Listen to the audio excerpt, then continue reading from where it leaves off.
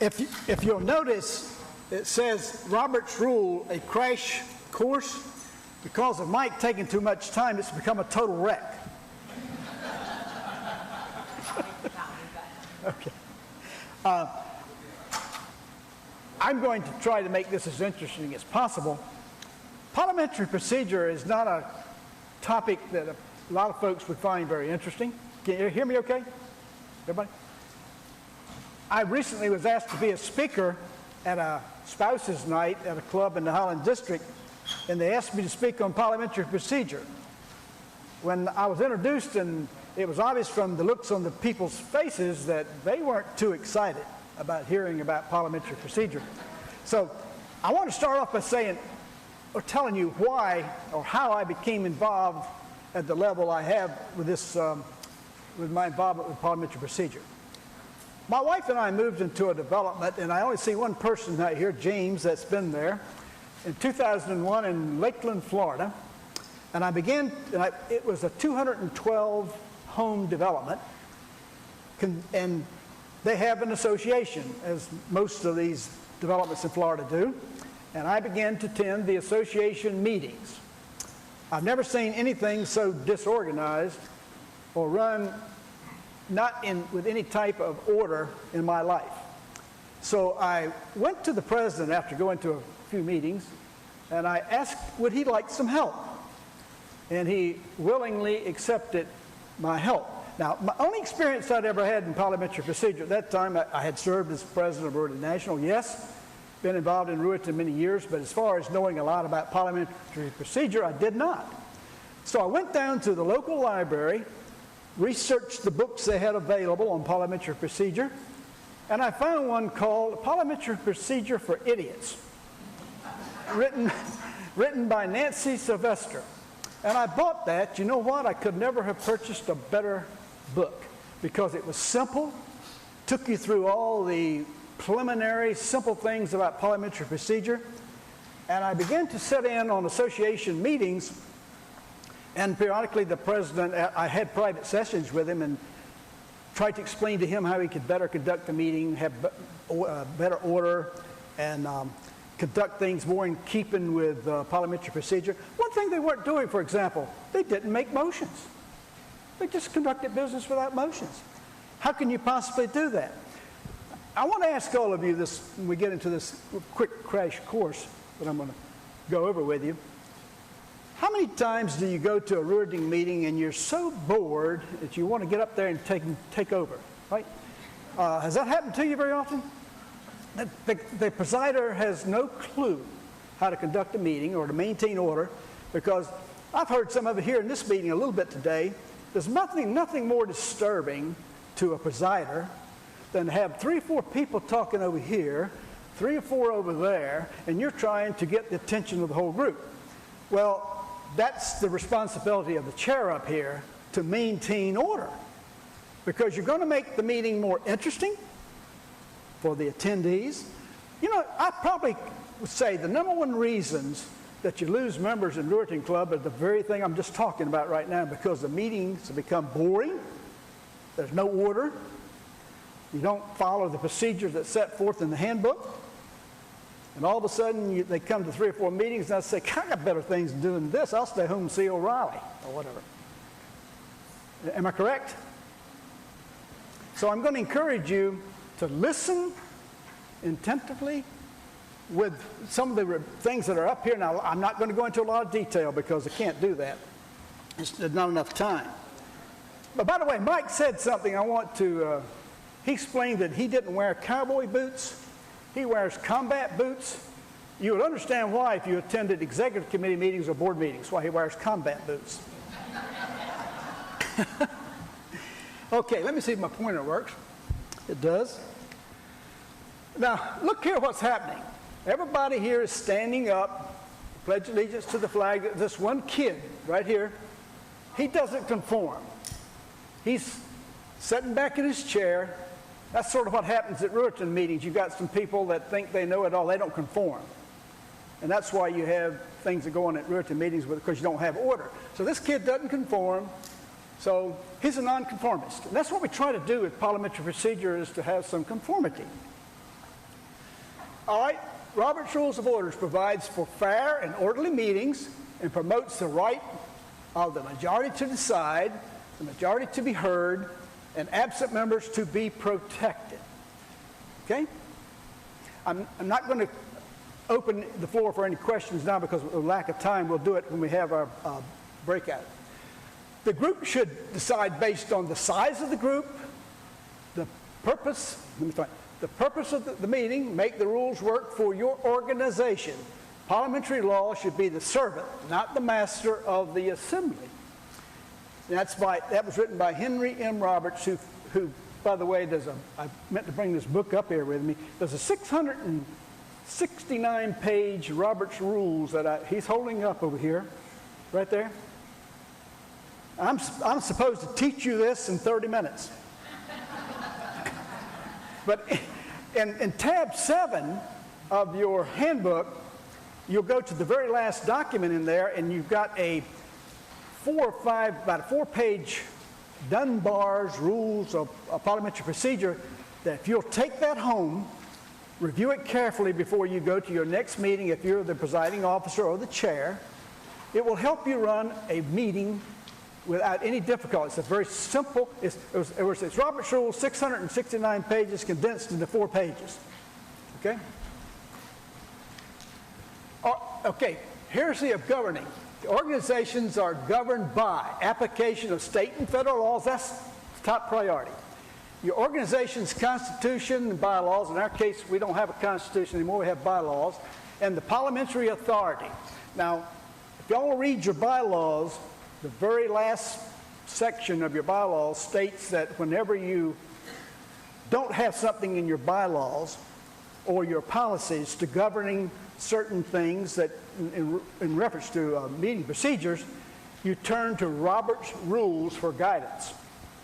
So that's your parliamentary authority, is Robert's Rules.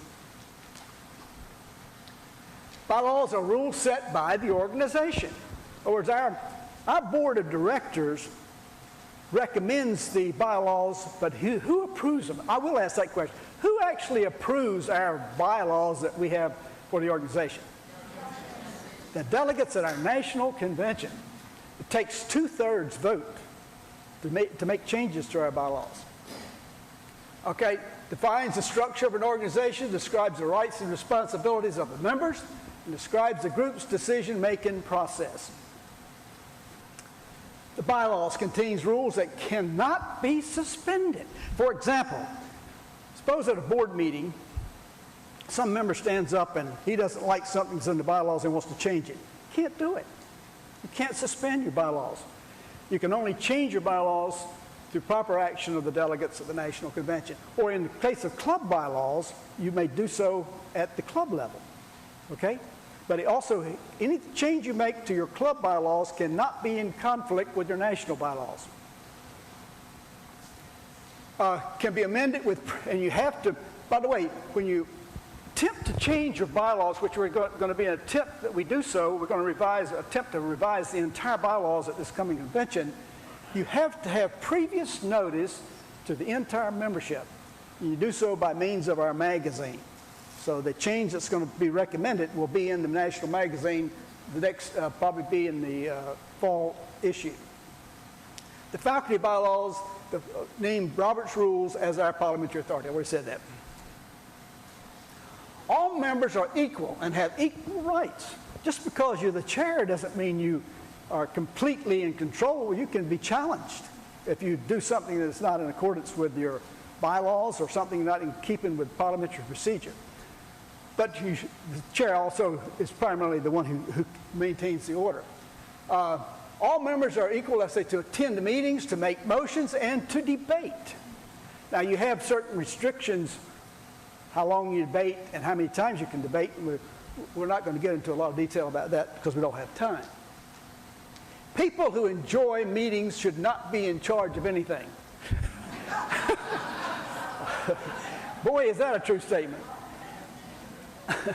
And that was written by Thomas Sowell. Presiding officer calls the meeting to order. Think about yourself now. Announces the business before the assembly. Determines the presence of a quorum. One of the first responsibilities, by the way, of a chair is to make sure there's a quorum present. You don't have to announce or have the secretary announce that you have a quorum present. So if you've got if you have a membership of 30 members, somebody tell me, what does it take to have a quorum? 16. Very good. So if the president checks and he sees he only has 14, can he conduct a meeting? Anybody? Can he conduct a meeting? No. No. He can only adjourn, recess, fixed time to which you adjourn, and he can make efforts to acquire a quorum. But you cannot conduct a meeting without a quorum. It's not a legal meeting. Okay?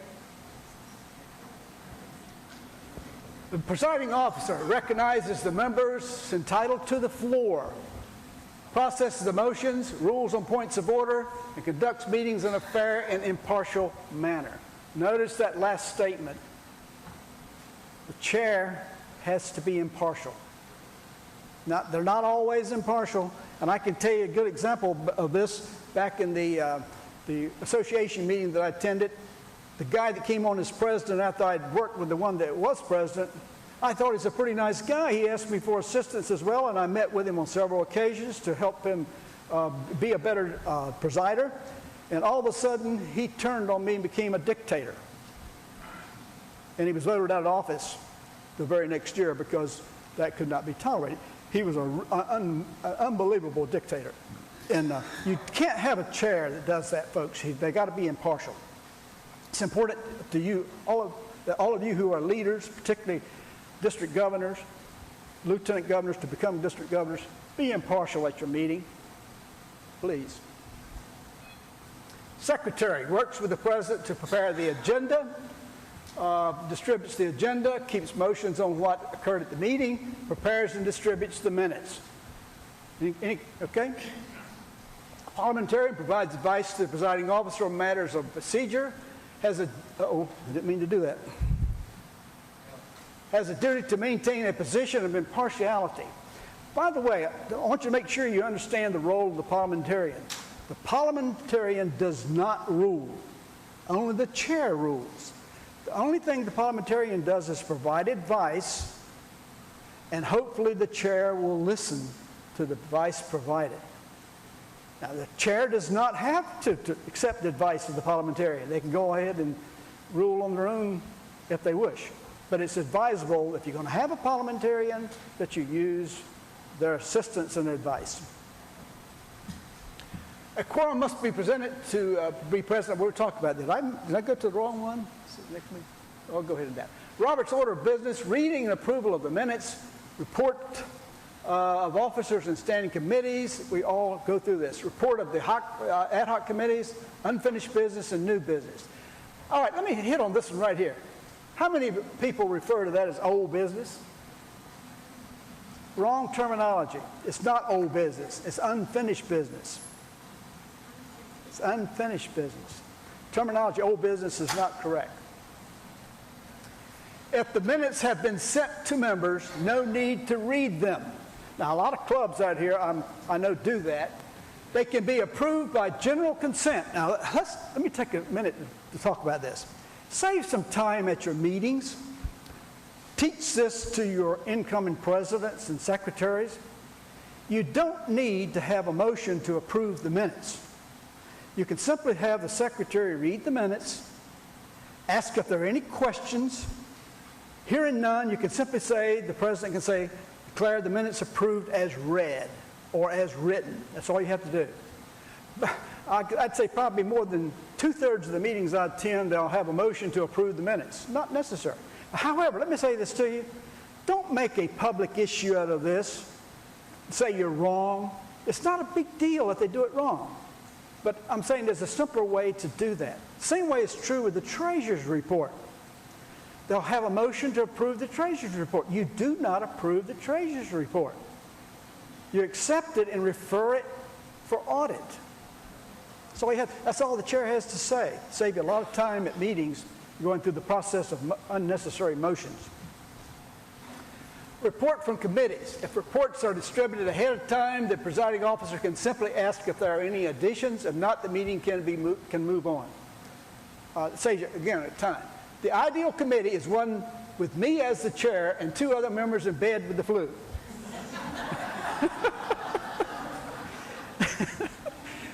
I expect some of you feel strongly about that, don't you?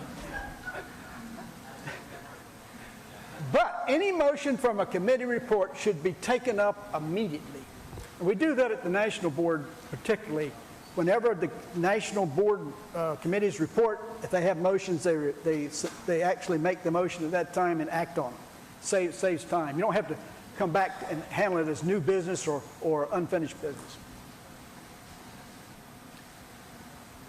Unfinished business. Items on the agenda of previous meetings that were postponed, an item that was laid on the table at the current or previous meeting. Let me address this real quickly. If you postpone something to another meeting, or an item was laid on the table to another meeting, if your next meeting is more than 90 days, you can't bring it back up as unfinished business. It has to come back as new business. Now, this particularly would apply to your district cabinets. So if you delay something at this cabinet meeting for whatever reason, and you don't act on it within 90 days, folks, when you bring it back, it's come back as a new business item again. What was that, David? Even if you table it? Table, it's the same thing. Had to lift it, and you have, by the way, to table something, tabling is the most misused motion out there. People use it for the wrong reason. The motion to lay on the table is the same motion practically as postpone indefinitely. A person who really doesn't want to discuss the motion, it's a way of killing a motion, basically. You use it to kill a motion because you're not interested in it at this time, or you don't think it's important to the group at that time. Most people use lay on the table because they want to postpone something to a certain time, next meeting or whatever. But to get it from the table, you've got to have another motion to lift it from the table. You just don't bring it back up. You have to have a motion to lift. It takes a majority vote. A formal proposal by a member that the assembly takes a certain action, and this is the motion. Business is brought before an assembly by the motion of a member. And the basic motion is a main motion. That's the motion that we're all going to use, of course, consistently throughout our meetings. We're going to have a main motion. All other motions after that are called subsidiary motions or privilege motions. We don't have the time to go in those today. About the only thing that you'll actually end up doing to a main motion is probably have an amendment sometimes. You can only have 2 amendments. One's in a primary and one's a secondary. So you can only have, and by the way, you can only have 2 motions or actually 3 motions on the floor at one time. That's your main motion, your primary motion, amendment, and your secondary motion. A lot of people don't understand that. There are other motions you can apply to a main motion that we don't have time to go into that. When you get into privilege motions, I'll give you a real quick example. There's a motion called, and Don Yergin can bear me out on this one, that's his favorite motion, I think, is to say, I rise to a question of privilege. It sounds so authoritative, doesn't it, Don? What do you use that for? It's called a question of privilege. You use it to interject something in a meeting that needs immediate attention. Now, how it's used mostly on our national board is to use ballot voting on some issues. So the member can rise, and he can actually, he shouldn't interrupt the speaker, but he can rise, and when there's a lull, and say, Mr. Chair, or Ms. Chair, I rise to a question of privilege. And the chair would say, what is your question? And then the person would say, I move that we have ballot voting on this issue. Is there a second? The second, you vote on it, majority votes, and you have ballot voting. The other ways you can interject a call to a question of privilege, but it's one of your privilege motions. The 13 motions, by the way, they're all on a ladder, like a ladder. And the one on top of the ladder is called fixed time to which you adjourn. Again, I don't have time to go into it. And the one that's lowest on the totem pole, guess what? Is your main motion. Lowest on the totem pole. Members make the motion, use the word move.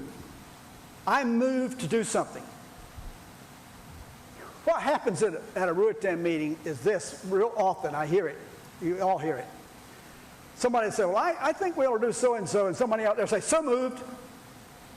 So moved to do what? The chair, before a motion is acted on, the chair should repeat the exact wording of the motion.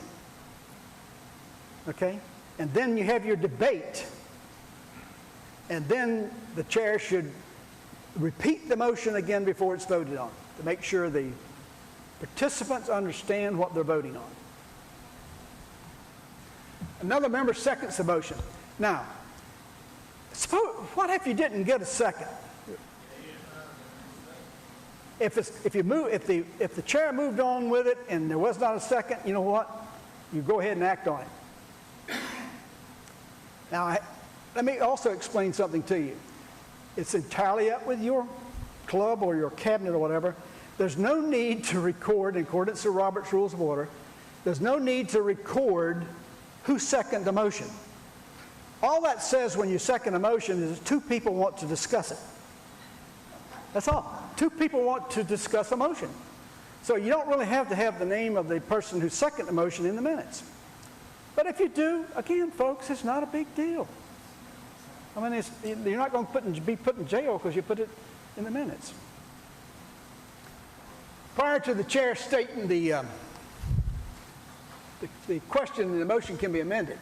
Remember, I already said the motion can be amended. By the maker, second must agree, and by another member, the second is not necessary if the maker accepts. Can be amended, right? And to amend the main motion, as I say, is probably the most active thing that will happen with a motion in your meetings. Rarely will you go and process it through any other means of these other motions that are available to you. It can be very complicated if you allow it to be. We want to keep it simple. The chair states the question, ensures clarity by restating the motion, which I've already said. Only the chair can place business before the assembly. Suppose the chair didn't want to place it before the assembly, they objects to it and just ignores it. What's your right? Your right is to appeal to the decision of the chair. Dale Bricker knows about that. Yes, Donna.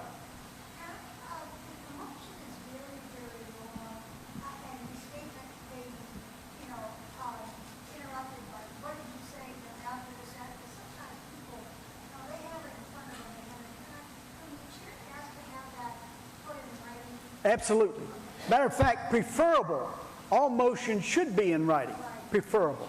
Good question. The question was, with a motion that's real lengthy and might be misunderstood, shouldn't it be in writing? And the answer, all motions should really be in writing. By the time the chair repeats the motion, it's best that the chair read it from a written motion form. Okay? Once the question is stated, the motion is pending and open to debate.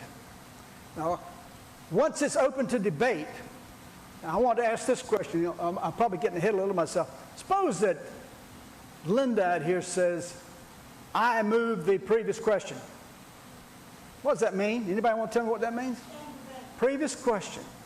What do most people think it means? She's just answered it. She said it means in debate. She's right. But what do most people think previous question means? It means most people think that you're calling on the vote. That's not what you're saying. If you call on previous question, it means you want to end the debate. Guess what happens, folks? You have to vote on that. It takes 2/3 vote to end debate. So you can't take away the right of any member out here if they're not ready to end your debate. They still want to debate. So unless they get 2/3 vote, you keep debating. But you limit the time people debate and how many times. We have in our bylaws for the National Convention, for example, you're only allowed 2 minutes to debate something one time. Most organizations have you're allowed 2 times to debate. But can you imagine at a convention of 800 or 900 people allowing everybody 2 minutes to debate? So you've got to have restrictions. That's where the chair rules at too, folks. Here's something important most people probably don't realize. The maker of the motion has the right to speak first. Did y'all know that? Very important. And the chair assigns the floor thereafter based on how people raise their hands or whatever. One question at a time, one speaker at a time. The first person to seek recognition of the presiding officer should speak first after, of course, the person who made the motion. Comment should be directed to the chair. This is really good. I like this one. How many times do you have, you go to a Ruritan meeting, and all of a sudden you got two members over here debating with one another? Does that happen to you? That doesn't disgust you? Doesn't it drive you crazy? The cabinet meetings. Stan, I'm on governor of Holland District, just took over as governor because our governor resigned. Big job. Don't allow the people to talk to each other. Let them make them talk to you. You're running the meeting, not John Jones over here. So direct all comments to the chair, because the chair's got to respond and keep the order, not the members. Avoid personal comments and always be courteous. Okay? Anyone who has not spoken gets recognized before anyone who has. Okay? Has not spoken. And it is good practice to alternate sides. No member may speak more than 2 times on a motion. That's Robert's rule, by the way. But you know what? Robert's rules allows 10 minutes. God, can you imagine that? So that's why you should have in your bylaws or standing rules restricting the amount of time people debate. There's the 10 minutes right there. It's right here in this presentation. Main motions must receive full debate. To close debate, move the previous question, move to end debate at a certain time, or move to limit the length of the speeches, which I recommend to you. Motion to limit debate requires 2/3 vote because, and I've already told you that, because they suspend the fundamental rights. When you take a right away of a member, it's always going to be a 2/3 vote. It is better to debate a question without settling it than to settle a question without debating it. Okay? So you want to debate it. How can you settle something without talking about it? So give the people an opportunity to talk about it. Voting, general consent. Whenever you can get general consent, why go through the process of who votes yay or who votes no, having ballot votes? If it's something simple that you can say, it appears that you're ready to vote, does everyone agree with this? And if everybody's shaking their head, nobody opposes, get general consent. That happens, can happen a lot in particular Ruritan Club meetings. If there is even one objection to a vote by unanimous consent, then it must be formally voted on. So if you ask for general consent and you don't get it, then you got to vote on it. Go through the various processes of either yay, no, or raising your hand, or standing vote, or of course the final one, the one that takes the secret, it's called the secret ballot, would be the final way. Robert says a majority vote is a majority of voting members. Whenever you find yourself on the side of the majority, it is time to pause and reflect. Okay? Mark Twain said that. A majority is more than half. And if the vote is a tie, the vote fails. Very important that you remember that. A lot of clubs or a lot of people don't understand that if it's a tie, it's the same as a no vote. Okay? My time, we've got to move on. Chair announces the results. By the way, membership out here doesn't announce the votes. The chair does. Yes, Dale. But it depends on what the organization allows it.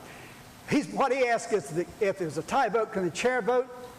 If the chair has not voted, then the chair has the right to either break the tie or keep it in the negative by voting no and defeat it. The chair has the control then. They can either defeat it or it will be approved. A good question. Once a decision made, an identical motion must not be brought forward at that same meeting. Do you understand what that's saying there? If you defeat a motion at this meeting, that same motion cannot be brought up again at that same meeting. It has to be brought up at another meeting. Very important, because I've seen that happen, and I bet most of y'all have too. Main motion, there's subsidiary motions. Any motions after the main motion, there are about 5 or 6 of them are called, they're like secondary or subsidiary motions. Incidental motions we don't have time to go into. Main motions can be made only when no other motion is pending, and only one main motion at a time. So you can't have 2 main motions on the floor at the same time. That won't work. You can have other types of motion, like, again, privileged or subsidiary, but again, we don't have time to go into those. Subsidiary motions help deal with the main motion, amend it, limit or extend debate on it, refer it, postpone it, or kill it. And point of order are the rules being followed, suspend the rules, does what you're doing violate your own rules. Division of the question, can parts be voted on separately? It can, but again, our time is limited. Lay on the table versus postpone to a certain time. I've already talked to you about that. Call the question and a friendly amendment. We're just not going to go into that today. The motion to lay on the table is issued when you have sudden, unexpected business to deal with. I do want to address this real quickly. This is a good use of lay on the table. Suppose that you're addressing business and your speaker is late and he comes in and you want to go ahead and allow the speaker to address the group. A good motion to allow this is to have someone make a motion to lay whatever's happening then in the way of a motion on the table, allow your speaker to speak, and then lift it from the table after he's through. That's a very good use of lay on the table and a proper use of lay on the table. Use it, postpone to a certain time. Use it when you want to postpone something maybe to the next meeting because you have lack of information. That's a good way to handle that particular motion, is postpone it to the next meeting.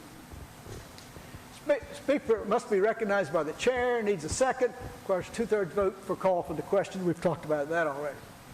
Friendly amendment, I'm going to skip that one. Point of order. Any member may call a point of order when they believe someone is acting improperly. If something's happening in the meeting and you don't think it's in accordance with the agenda you've set forth, you can call for a point of order and make the chair get back on track. That's what that means, really. Robert says a violation never challenged is not a violation, okay? Is never a violation. Can't remember the rules? Ask yourself, what is the fairest thing to do to protect the rights of all members? And that's exactly what you want to ask yourself. What is the most efficient thing to do and to accomplish the group's goals?